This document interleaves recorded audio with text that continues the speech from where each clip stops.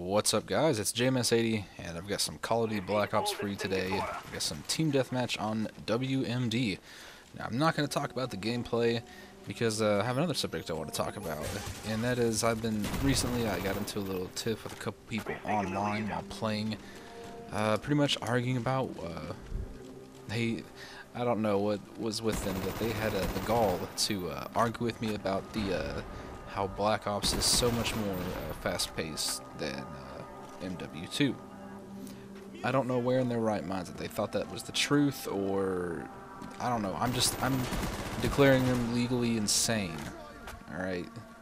Now, and I decided to do a little bit of research on my own, so that way if they felt, and I told them, I said, hey, go check out my channel. I post on YouTube almost daily.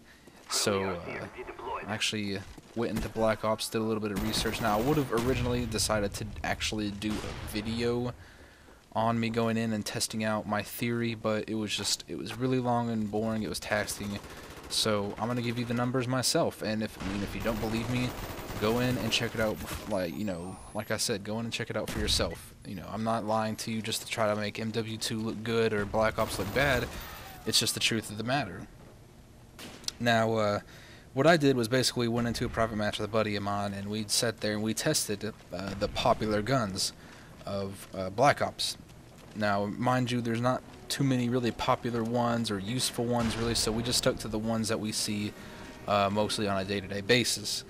We picked only two from the submachine gun category because there were only really two useful ones, and two that you mostly see everybody use, which is the MP5K and the 74U. The assault rifles was a little bit more. We used the M16, the FAMAS, Galil, AUG, and the G11 because all those are pretty popular. Only a few of those are really any use whatsoever. Only two shotguns. We used a stakeout and a spaz, testing that out, and only one LMG. Really because we don't see anybody running around with other things like HKs and things like that, so we chose to use the Stoner. That's one of the more popular ones that you see people running around with. We didn't choose to use any of the sniper rifles because really it's hard to gauge directly with a sniper rifle because it depends on where you hit the person.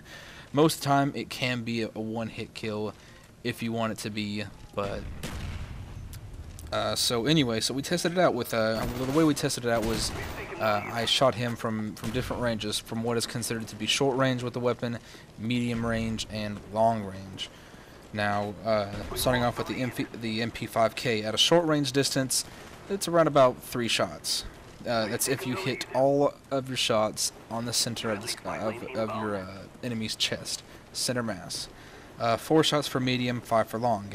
Same thing for the 74U, 3 short, 4 medium, 5 long. Moving on to the M16.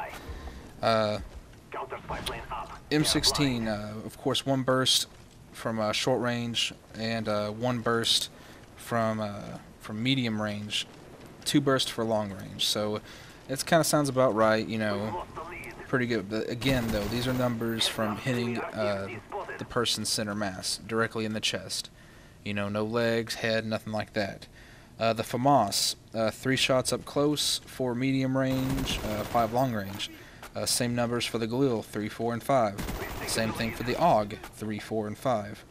The G11, 3 for short, 3 for medium. Long range, though, it ranges anywhere in between 6 to 9 shots. So anywhere from 2 to 3 bursts at long range distance. The stakeout and spaz, 1 for short, 2 for medium, and stakeout averages in between 2 to 3 shots for long range, and spaz shotgun averages out 4 shots for long range. The Stoner is 4 shots across the board because, of course, all LMGs they don't have any drop-off damage. But anyway, you might be sitting there saying to yourself, "Man, 3 shots up close, 4 at medium, and 5 at long. That doesn't sound like a lot." Well, you got to think about it this way: it doesn't sound a lot because that is a stationary target, and you are shooting him center mass. Now you have to take other things in equations. If you are, pulling down on that trigger as hard as you can, your opponent is moving, and also the hit detection in this game is quite horrible. so not all your shots are going to register. You have to take those into equations too. So taking those little things into equations, you have to average it out this way. In any weapon at any given time in Black Ops, because we went back in and tested it ourselves, and we ran against, just running around, trying to kill each other, things like that. Now, with any weapon at any time in Black Ops, at short range distance, you will have to utilize 5 to 6 shots to kill your opponent. That is due to the things of movement, your bullets not registering, things like that, random recoil, those things together. 5 to 6 shots at short range. All right, that means he's right up on you. And at medium range, you're looking at around 10 to 20 shots. So nearly half of your clip is going to end up going into this person with those things going into effect. And at long range, you are looking at blowing out 15 to 30 shots, meaning either half of your clip or your entire clip to take out somebody at long range. Now, mind you, that's not including people who are actually smart enough to burst fire a weapon or trigger tap it, so that way you're not popping rounds off randomly. But we're assuming that everybody in this game is going to not do it the same way. You have to take that into account. Not everybody's going to be thinking with their heads. They're just going to be thinking, oh, I'm going to hold down the trigger and and hope for the best. So looking at it that way, it looks pretty bad, doesn't it? 5 to 6 shots if you're right in front of the guy, 10 to 20 if he's just a little bit further away, and then at long range, you're almost looking to empty out your entire clip just to get the guy. So I'd say that leads to a very slow-paced game in Call of Duty Black Ops. That's not to mention, things like Ghost and people camping and things of that matter, which ends up slowing it down even more. So I think it's safe to say that, Call of Duty Black Ops is, if not the slowest, one of the slowest Call of Duty games to date.